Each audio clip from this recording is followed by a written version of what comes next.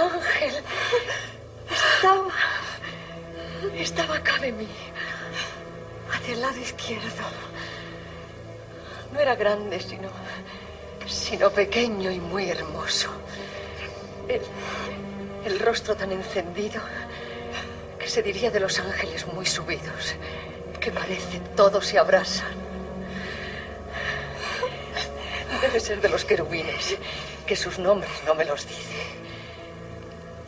Veíale en la mano un dardo de oro largo, y al fin del hierro parecía tener un poco de fuego, que me metía por el corazón y que me llegaba hasta las entrañas. Luego, al sacarle, parecía que se las llevaba consigo y que me dejaba abrasada en grande amor de Dios.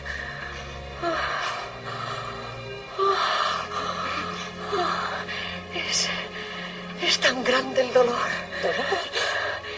Y tan excesiva la suavidad que me pone que no cabe desear que se me quite.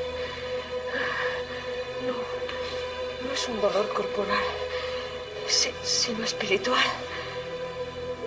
Aunque no deja de participar el cuerpo algo. Y aún bastante. Es un requiebro tan suave que pone entre el alma y Dios, que suplico yo a su bondad lo de a gustar a quien pensare que miento. Yo sé que no mentís.